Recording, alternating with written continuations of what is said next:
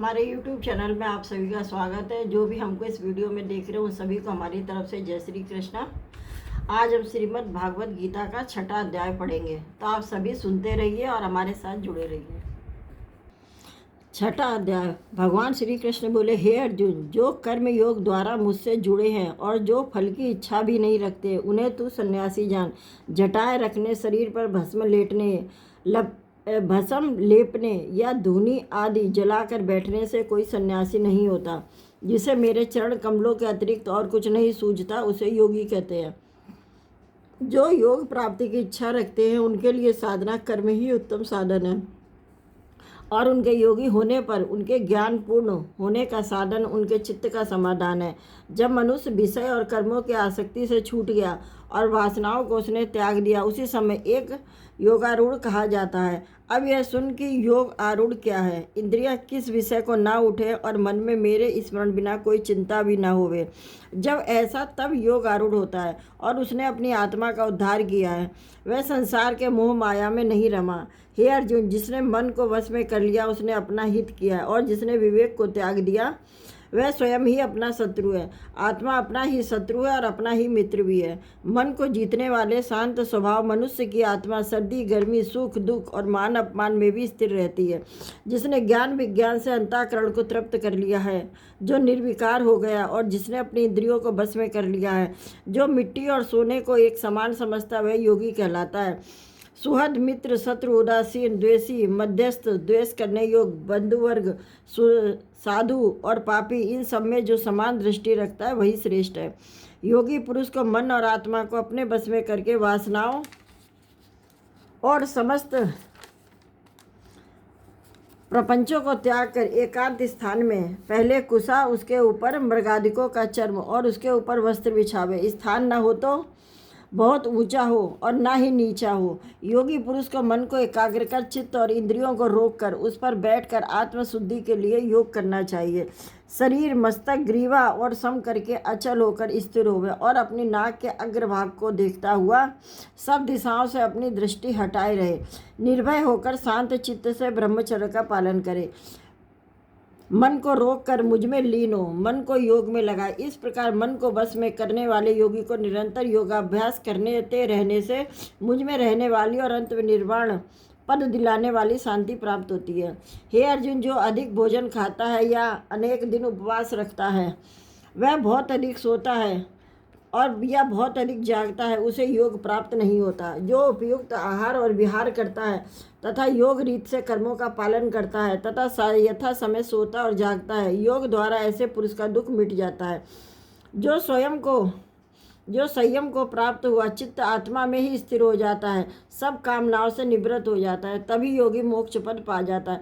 जिस प्रकार वायु रहित स्थान पर रखा हुआ दीपक चलायमान नहीं होता, उसी प्रकार योगी अपने चित्त को निश्चल रखकर उसका संयम करता है और अंतःकरण की समाधि के लगाता है। जिस जिस अवस्था में योगाभ्यास के कारण चित्त का वेग रुककर विषयों से पृथक होने लगता है और जब शुद्ध अंतःकरण से आत्मा को ही देखकर आत्मा में ही संतुष्ट होता है, जिस अवस्था में वह अत्यंत सुख जो इंद्रियों द्वारा जाना नहीं जा सकता वरन केवल बुद्धि से जाना जाता है, अनुभव करता है, जब वह योगी आत्मस्वरूप में स्थित हो, उससे विचलित न हो, जिस अवस्था को पाकर फिर कोई बड़ा भारी दुख उसे चलायमान नहीं कर सकता, यह अवस्था दुख संयोग वियोग रहित है। यही योग है। इस योग को निर्विकल्प चित्त से निश्चय करके ही करना चाहिए।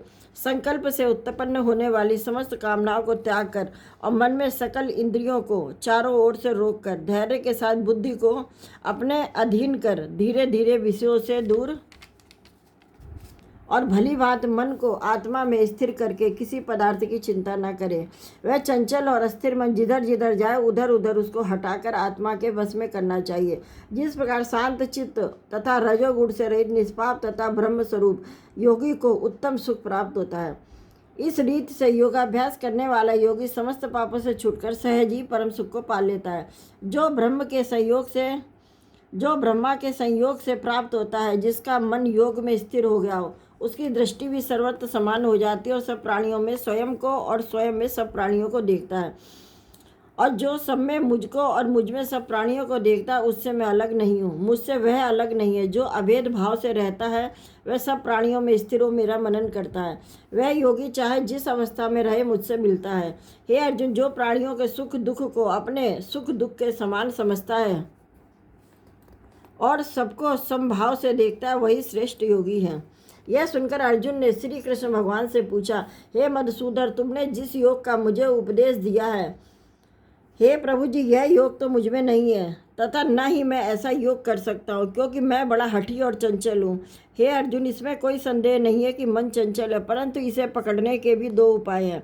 पहला मेरे साथ प्रीत और दूसरा विषयों से बैराग। इनसे मन निश्चल होता है। जिसका मन वश में नहीं है उसे योग अत्यंत दुर्लभ है, ऐसा मेरा मत है। परंतु मन को वश में करने वाले प्रयत्न करते रहने से उपाय द्वारा इस योग को प्राप्त कर सकते हैं। हे श्री कृष्ण, अर्जुन ने पूछा, जिसमें श्रद्धा तो है मगर जो योग प्राप्त करने में सफल नहीं हुआ और जिसका चित्त योग से विचलित हो गया, वह योग सिद्धि न पाने से किस गति को पहुँचता है। जिसका पहला आश्रय भी गया और ब्रह्म प्राप्ति भी न हुई, दोनों से भ्रष्ट होकर विच्छिन्न मेघ के समान नष्ट तो नहीं हो जाता। हे श्री कृष्ण जी, मेरा यह संदेह कृपया आप दूर करें, क्योंकि इसको दूर करने वाला आपके अतिरिक्त तो और कोई नहीं है।